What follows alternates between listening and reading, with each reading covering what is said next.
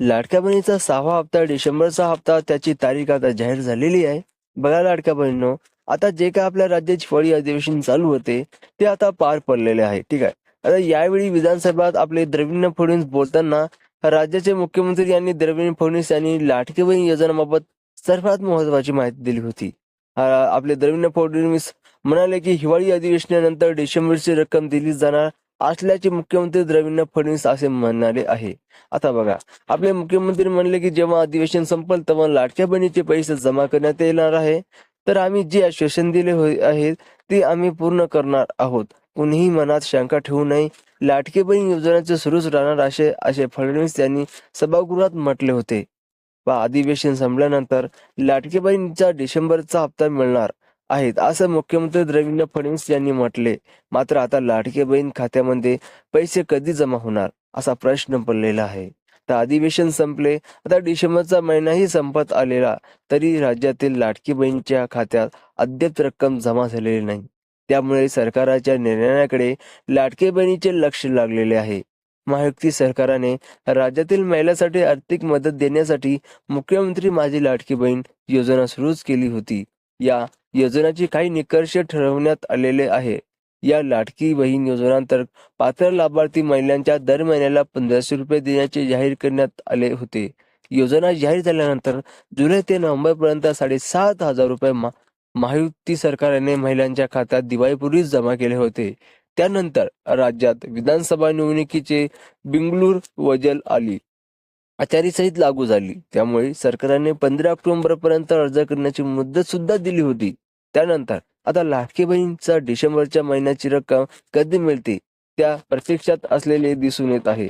त्याचबरोबर महायुती सरकारकडून निवडणुकीच्या आधी महायुती सरकारने सत्तेवर आल्यावर 1500 रुपये वरून वाढ 2100 रुपये केली जाईल असे आश्वासन देण्यात आले होते. त्यानुसार आता महायुती सरकार सत्ता आल्यानंतर ही रक्कम कधी वाढणार याबाबत महिलांना उत्सुक लागलेली आहे. मात्र आता मार्चमध्ये राज्याची अर्थसंकल्पना सादर झाल्यानंतर या रकमेत वाढ केली जाण्याची शक्यता वर्तवली जात आहे. मुख्यमंत्री देवेंद्र फडणवीस यांनी हिवाळी अधिवेशनामध्ये जरी अधिवेशनानंतर रक्कम जमा होईल असे सांगितले असेल तरी लाडकी बहीणच्या बँक खात्यामध्ये 1500 रुपये हप्ता जमा होण्यासाठी आणखी काही दिवसाचा कालावधी लागण्याची शक्यता आहे. त्याचमुळे लाडकी बहीणच्या नव्या वर्षींचा हप्ता मिळण्याचा अंदाज आहे. आता बघा, जे का आपले मुख्यमंत्री माझी लाडकी बहीण योजनेचे 1500 रुपये की 2100 रुपये मिळणार.